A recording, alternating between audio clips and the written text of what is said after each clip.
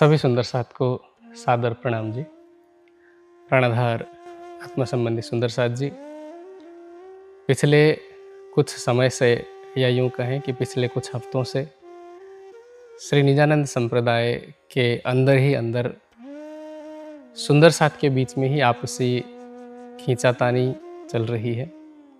और हो सकता है कि किसी को ये विषय बहुत बड़ा लगे या विशाल लगे, पर मुझे लगता है कि एक छोटी सी बात, छोटा सा विवाद जो कि वास्तव में संवाद होना चाहिए था, उस एक विवाद के कारण सुंदर साथ आपस में इतने निचले स्तर तक पहुंच गया है, नैतिकता के इतने निचले स्तर तक पहुंच गया है कि वो समझ ही नहीं पा रहा कि वो क्या बोल रहा है, क्या कर रहा है, वो किस रास्ते पर जा रहा है। हमारी राह तो निजानंद की राह है और निजानंद की राह में चलने वाले सुंदर साथ के लिए तो ब्रह्मवाणी का कथन है कि कोई देत कसाला तुमको, तुम भला चाहिए तिन, शरत धाम की न छोड़ियो, सूरत पीछे फिराओ जिन। मैं किसी एक पक्ष की बात नहीं कर रहा हूं। मैं एक वर्ग को श्री कृष्ण प्रणामी धर्म का अनुयायी और दूसरे को निजानंदी नहीं कह रहा हूँ, या जिसको बोलचाल में कृष्ण प्रणामी या निजानंदी अथवा कृष्ण प्रणामी या आहूजा ऐसे अलग अलग टैग से संबोधित किया जाता है। मैं उन टैग्स की बात नहीं कर रहा हूँ। मैं बात कर रहा हूँ संपूर्ण निजानंद दर्शन की, एक सुंदर साथ की हैसियत से। और मैं जो दो वर्ग चल रहे हैं हाल में, और दोनों वर्ग के तरफ से जो त्रुटियां हो रही है, उन त्रुटियों को ध्यान में रखते हुए और फिर समाज में जो प्रश्न चला आ रहा है, उन प्रश्नों पर भी मैं बात करने की कोशिश करूंगा। सबसे पहले तो मैं आप सभी सुंदर साथ से आग्रह करूंगा कि अध्यात्म विवाद का विषय नहीं है।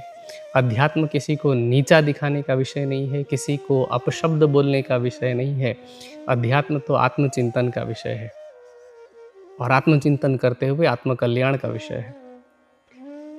जब तक हम आत्मचिंतन नहीं करेंगे तब तक केवल ऊपरी तौर पर ही हम किसी भी बात को समझेंगे, और जब तक हम ऊपरी तौर पर समझेंगे तब तक विवाद की स्थिति बनी रहेगी। आज अगर समाज में 10 परमहंस एक ही मंच पर होंगे तो आपस में विवाद नहीं होगा, लेकिन 10 सुंदर साथ जो अलग अलग परमहंसों से जुड़े होंगे, वो अगर एक मंच पर बैठेंगे तो उनमें विवाद होने की संभावना प्रबल रहती है।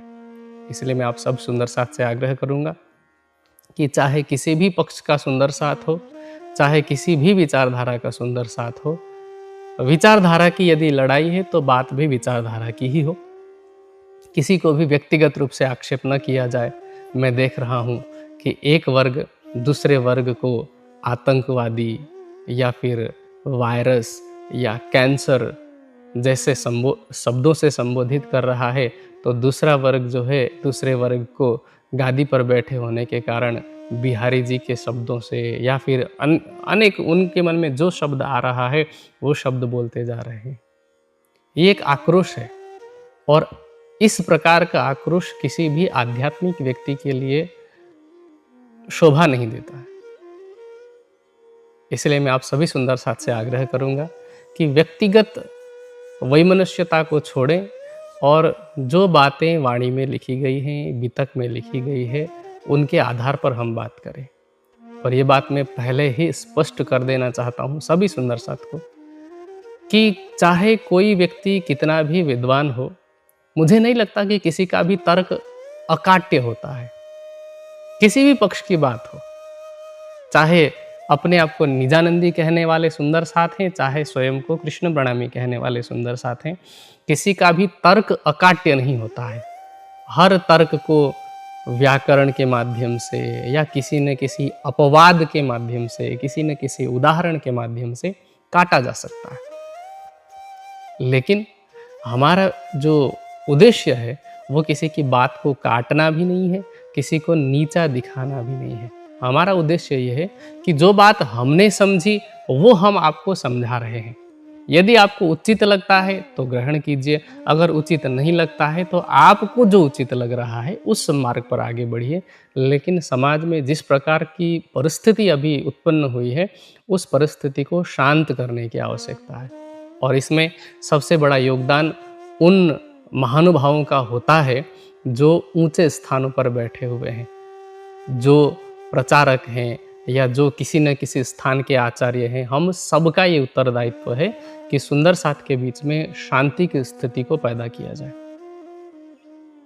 मैं सबसे यही आग्रह करते हुए, जो प्रश्न हाल में विभिन्न वीडियो के माध्यम से पूछे गए हैं, और चाहे वो स्वामी जी को लक्षित करके पूछा गया हो या चाहे निजानंद संप्रदाय या जिसको एक समाज में बोलचाल के रूप में आहूजा वर्ग भी कहा जाता है, तो चाहे आहूजा वर्ग को लक्षित करके पूछा गया हो, कुछ प्रश्न ऐसे हैं जिनका समाधान में अपनी समझ से, जितनी मेरी समझ है, जितनी ब्रह्मवाणी और बीतक की समझ राज्य की कृपा से प्राप्त हुई है, वो मैं इस वीडियो के माध्यम से आप सब सुंदर साथ तक साझा करना चाहता हूँ।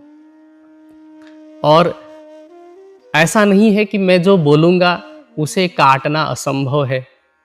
मैं पहले ही ये मान करके चल रहा हूँ कि हर किसी की बात को काटा जा सकता है। आप मेरी बात को काट सकते हैं, मैं आपकी बात को काट सकता हूँ, पर मेरा वो उद्देश्य नहीं है। केवल बात काटना ही अगर उद्देश्य होता मेरा, तो शायद ये वीडियो या इस प्रकार के वीडियो बहुत पहले आ रहे होते। लेकिन मेरा उद्देश्य ये था कि मैं पहले देखूं कि समाज में परिस्थिति कैसी चल रही है, सबके मन में कैसे कैसे विचार आ रहे हैं। आज जो स्थिति उत्पन्न हुई है, पिछले लगभग 15-20 दिन में जो स्थिति उत्पन्न हुई है, वो 20 दिन का काम नहीं है। ये वर्षों से, या समझ लीजिए कि दशकों से जो अंदर द्वेष भरा पड़ा है, दोनों वर्ग के मन में कुछ न कुछ तो है ही। मैं किसी एक को दोष नहीं दूंगा, पर जो बातें अंदर भरी हुई है वो भड़ास किसी न किसी माध्यम से निकल रही है। तो मेरा उद्देश्य ऐसा नहीं है। मैं चाहता हूं कि समाज में शांति हो, सुंदर साथ की तरह मिले। संवाद है तो संवाद की तरह करें, किसी को अपमानित करने के भाव से ना करें। तो मैं कुछ प्रश्नों को जो समाज में प्रचलित हैं, कुछ वीडियोज़ के माध्यम से आए हैं, उन प्रश्नों को यहाँ पर आप सबके सामने पढ़ते हुए, एक एक प्रश्न पढ़ते हुए, और फिर जो मेरी समझ में उत्तर आ रहा है वो आपके सामने प्रस्तुत कर रहा हूँ। पहला प्रश्न मेरे सामने है कि वाणी में किस जगह, किस स्थान पर, किस लीला में श्री जी का प्रयोग हुआ है। दूसरा प्रश्न है कि श्री जी नाम 6 दिन की लीला में से किस दिन की लीला में है। ये दोनों प्रश्नों को मैं एक साथ ले रहा हूँ। सबसे पहले कि श्री जी शब्द की जो व्याख्या है वो पूज्य स्वामी जी ने विभिन्न मंचों के माध्यम से दिया है कि जो अनंत ऐश्वर्यों का स्वामी है वह श्री है। सम्मान सूचक शब्द में जी आगे लगता है, तो श्री जी उस अक्षरातीत के लिए कहा गया है, उस परमात्मा के लिए। वैसे तो राज्य शब्द भी संसार का है, श्री जी शब्द भी संसार का है, क्योंकि वाणी स्वयं कहती है बेहद को शब्द न पहुँचे ही तो क्यों पहुँचे दरबार। बेहद तक भी संसार के शब्द नहीं पहुँच सकते उस अक्षरातीत को, क्योंकि अक्षर और अक्षर से भी परे, तभी वो अक्षरातीत है, वो शब्दातीत है। वाणी ने अनेक स्थानों पर शब्दातीत निध ल्याए शब्द में ऐसे शब्दों का प्रयोग किया है। तो उसका कोई नाम नहीं है, वहाँ कोई शब्द नहीं है, वहाँ तो प्रेम की ही लीला है। लेकिन यहाँ पर उस परब्रह्म को विभिन्न गुणों के वाचक के रूप में गुणवाचक नामों से या भाववाचक नामों से संबोधित किया जाता है। और ऐसा नहीं है कि वाणी में कहीं पर अक्षरातीत के लिए श्री जी शब्द प्रयोग नहीं हुआ है। जो ऐसा कहते हैं, मुझे लगता है कि इसके 2 कारण हैं। या तो उन्हें ब्रह्मवाणी का अध्ययन नहीं है, या दूसरा कारण ये है कि वो समझते हैं कि आज सुंदर साथ के पास वाणी नहीं है। अब वो युग नहीं है आज से 15-20 साल पहले की तरह कि हम मंच से कुछ भी बोल देंगे तो सुंदर साथ मान लेंगे। आज तो राज्य की कृपा से ज्ञानपीठ की तरफ से SPJIN मोबाइल ऐप है। आप चाहें तो उस ऐप में जाकर के श्री जी शब्द टाइप करके देखिए, और ग्रंथ को आप सेलेक्ट कर सकते हैं कि आपको बीतक में से ढूंढना है या वाणी में से ढूंढना है। जितनी चौपाइयाँ श्री जी से संबंधित है, सारी चौपाइयाँ उसमें आ जाती है। तो बहुत सरल काम हुआ है। तो मैं मूल मुद्दे पर आता हूँ। तो मूल वाणी में 3 स्थानों पर सृजी शब्द का प्रयोग किया है चौपाई में। सबसे पहले अगर हम खट्ऋतु को देखेंगे तो खट्ऋतु में चौपाई आती है कि सृजी ना वचन में विचार्या निध लीधी वचनों निसार। अब इसमें श्री इंद्रावती जी का कथन है कि मैंने श्री जी के शब्दों का विचार किया।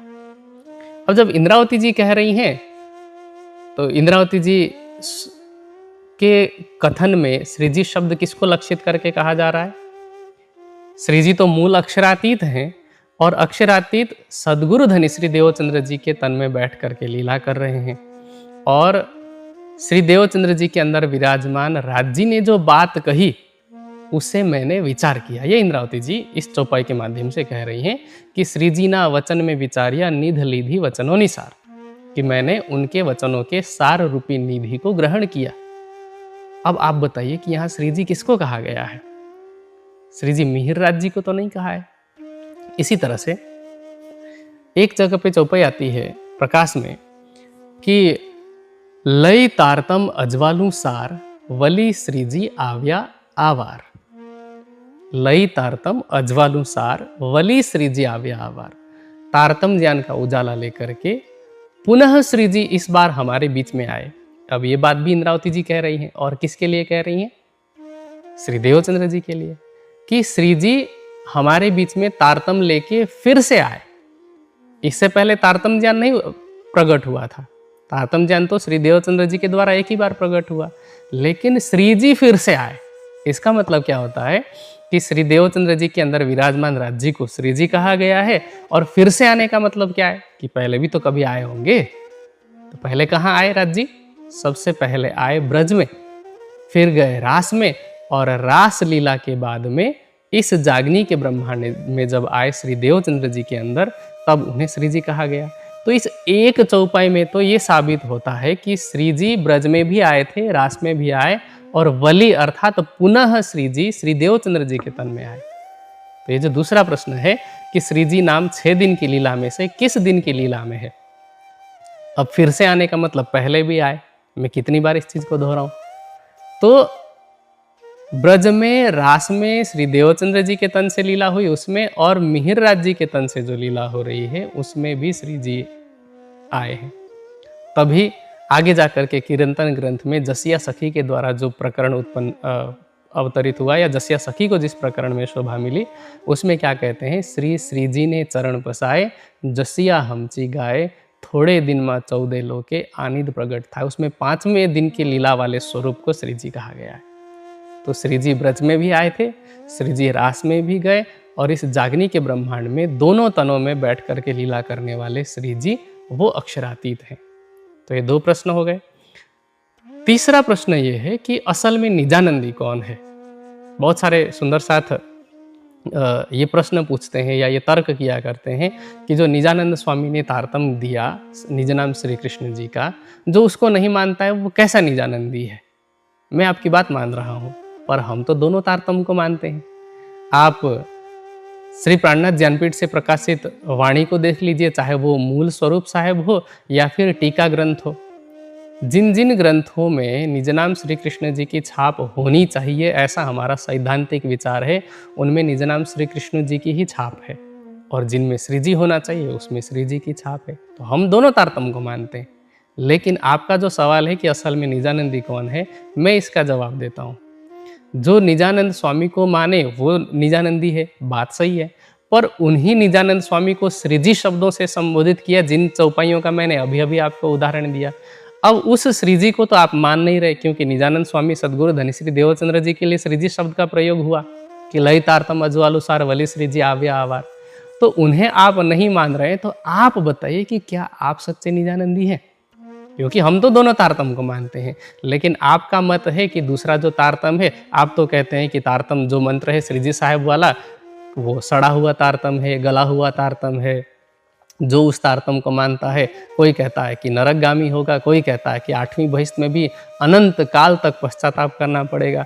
आप सोचिए, मैं व्यक्तिगत आक्षेप नहीं करना चाह रहा हूँ, पर जिन आचार्य जी ने इस प्रकार के प्रश्नों का या इन प्रकार के शब्दों का उच्चारण किया है, आप स्वयं भी तो श्री जी की ही गादी पर बैठे हुए हैं।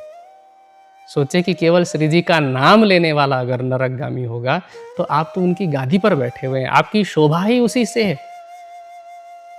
कि वो श्री जी साहब उस स्थान पर गए, वहां पर सुंदर साथ ने आरती उतारी, श्री जी की आरती उतारी थी ना, तो उस स्थान की शोभा ही श्री जी के कारण है।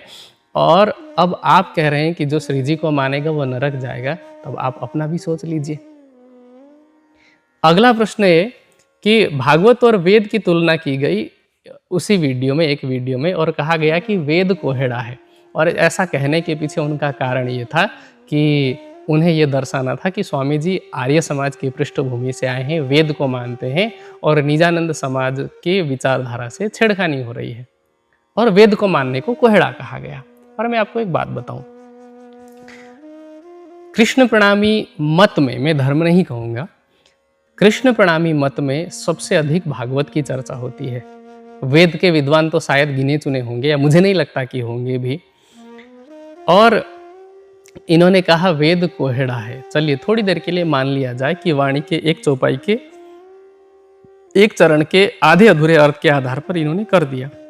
पर जिस भागवत की आप कथा किया करते हैं, करवाया करते हैं, और सबसे ज़्यादा भागवत की कथा आपके मत में होती है, और किरंतन के 10वें प्रकरण की 10वीं चौपाई क्या कहती है कि ये संसार बड़ा है कोहेड़ा, और कोहेड़ा भागवत, भागवत को कोहेड़ा कहा गया है उस चौपाई में तो। और जहां तक वेद का प्रश्न है, वाणी में किरंतन ग्रंथ में एक चौपाई आती है कि तीनों वेदों ने यों कहा, वेद अथर्वन सबको सार, ए वेद कुली में आखिर त्रिगुण को उतारे पार। त्रिगुण को पार उतारने वाला अथर्व वेद का ज्ञान है। और किरंतन की वाणी कहते हैं कि जब तक अथर्व वेद के रहस्यों को नहीं खोला जाएगा, तब तक कयामत का अथवा महाप्रलय का समय नहीं आ सकता। अर्थात जब विजयाभिनंद बुद्ध निष्कलंक स्वरूप इस संसार में प्रकट होंगे, तो वो अथर्व वेद के रहस्यों को खोलेंगे। तो बिना वेद के तो किसी का कल्याण नहीं हो सकता। यहाँ तक कि नौरंग वाणी में मुकुंदास जी कहते हैं कि न खुले अकेले वेद से, न खुले अकेले तारतम, वेद तारतम दो मिले तब मिटे अंदर का भरम। तारतम वाणी और वेद दोनों को साथ में लेकर चलने की बात हुई है। हमने कभी भी ऐसा नहीं कहा कि भागवत को मानना ही नहीं चाहिए। हमने कहा कि ब्रह्मवाणी के स्थान पर भागवत की महिमा नहीं होनी चाहिए। आपके समाज में ये होता है कि मैंने अधिकांश स्थानों पर देखा है कि ब्रह्मवाणी के महत्व से अधिक महिमा भागवत की दी जाती है, ब्रह्मवाणी से अधिक चर्चा भागवत की जाती है। तो इस बात को लेकर के हमारा जो समूह है, जिसको आप आउजा वर्ग कहते हैं, हम कहते हैं कि भागवत जो है वो कोहेड़ा है। भागवत में कहाँ की बात है आप बताइए। प्रकाश की वाणी कहती है कि भागे जोश कहे पंच अध्याय, रास वर्णन हुआ न तीन ताई। जिस रास की आप बात करते हैं कि भागवत में अखंड रास की बात की, अखंड की तो बात है ही नहीं। भागवत के 10वें स्कंद के 29वें से 34वें अध्याय तक, जिसको पंचाध्याय रास कहा जाता है, उसमें रास की बात कितनी है? क्या वो योगमाया वाली रास है? क्योंकि उसमें तो गंधर्व, किन्नर इत्यादि के पहुंचने की बात है। क्या योगमाया की रास में गंधर्व पहुंचे थे? नहीं पहुंचे। और जितना वर्णन रास का उस 5 अध्याय में है, जो कि बिना जोश के है, भागे जोश का है पंचाध्याय। और हमारी जो वाणी, हमारी वाणी में रास ग्रंथ में 47 प्रकरण है, जिसमें प्रारंभ के 5 प्रकरणों को निकाल दिया जाए तो बाद के 42 प्रकरणों में तो योग माया का वर्णन है, और वो भी केवल जोश से नहीं, राज्य की आवेशित वाणी से। अगर रास की बात करनी ही है तो हम वाणी से क्यों नहीं कर सकते? हमें ब्रजलीला की बात करनी है, कलश ग्रंथ में ब्रजलीला का वर्णन आता है, किरंतन में भी ब्रजलीला के कुछ प्रकरण आते हैं। मान लेते हैं कि भागवत का उदाहरण ले भी लिया जाए, तो हम उन्हें केवल प्रमाण के रूप में प्रयोग करके ब्रह्मवाणी की चर्चा क्यों नहीं कर सकते? और जब हम ब्रह्मवाणी की महिमा की बात करते हैं, जब हम ध्यान की, चितवनी के योग की बात करते हैं, जब हम वेद दर्शन उपनिषद की बात करते हैं, तो हमें वेद की तरफ जाने वाला घोषित किया जाता है। आप ही के वर्ग के कुछ सुंदर सा ज्ञानपीठ के वीडियो में कमेंट भी करते रहते हैं कि वेद तो फूके हुए कारतूस हैं, वेद थके, ब्रह्मा थके, थके गए शेष महेश। ये आधी अधूरी चौपाई का भी आधा अधूरा अर्थ हुआ ना। मैंने आपको कितने चौपाई बता दिए जिसमें वेद की महिमा बताई गई है। किरंतन जो पुराने प्रकरण है उसमें आप देख लीजिए, उसमें क्या कहते हैं कि दोष मा देजो रे आ वेद ने, वेद को कोई भी दोष मत देना। दोष किसका है? जो उनके शब्द के अर्थ का अनर्थ कर देते हैं, जो एक एक शब्द का अनेक अनेक प्रकार के अर्थ लगा देते हैं व्याकरण के आधार पर, तो उन व्यक्तियों का दोष है। इस प्रकार के दोष तो हर ग्रंथ के अनुयायियों में मिल जाता है। वाणी के एक चौपाई का अनेक प्रकार से अर्थ नहीं लगाया जा रहा, वित्तक की एक चौपाई का अनेक प्रकार से अर्थ नहीं लगाया जा रहा है, या भागवत का नहीं हो सकता। एक ही भागवत को मानने वाले भी तो दर्जनों संप्रदाय हैं। तो इसलिए वेद का दोष नहीं है, भागवत और वेद की कहीं तुलना ही नहीं है। भागवत में एक ब्रज की लीला का वर्णन है और बाकी रास का जो वर्णन है, योगमाया का जो वर्णन है, वो तो जोश के जाने के बाद किया गया है। और अगर आप तारतम्य ज्ञान की दृष्टि से देखें तो वेद में भी परमात्मा के धाम, स्वरूप और लीला के विषय में बात बताई गई है सांकेतिक रूप में। वाणी क्या कहती है? जिन जानो शास्त्रों में नहीं है, शास्त्रों में सब कुछ। तो इसीलिए किसी भी ग्रंथ को छोटा या बड़ा बनाना हमारा लक्ष्य नहीं होना चाहिए। एक और बात की गई थी उस वीडियो में, सुंदर साथ को आतंकवादी, आतताई, पापी, राक्षस की सेना, और फिर जो हमारे प्रचारक हैं उनको रावण, कंस, दज्जाल ऐसे शब्दों से संबोधित किया गया था। और फिर अभी नया नया एक फेसबुक पर पोस्ट आ रहा था जिसमें निजानंद संप्रदाय के अनुयायियों को, हम सुंदर साथ को समाज में विघटन लाने वाला, समाज में विद्रोह पैदा करने वाला ऐसा कहा जा रहा था। आप बताइए कि आप आतंकवादी कह रहे हैं, आप आतताई कह रहे हैं, आतंकवादी क्या करते हैं? आतंकवादियों का सिद्धांत ये होता है कि जो बात हमने मानी वही बात सब लोग माने, और अगर नहीं मानते हैं तो फिर उन पर प्रहार किया जाता है, उन पर हथियारों से प्रहार किया जाता है। और उनकी विचारधारा ये होती है कि हमारी बात को मानने वाले ही पूरी दुनिया में रहें, वरना कोई भी ना रहे। और इसी प्रकार की विचारधारा आप में दिखाई पड़ रही है कि जो निज नाम श्री कृष्ण जी को मानेगा वही परम धाम जाएगा,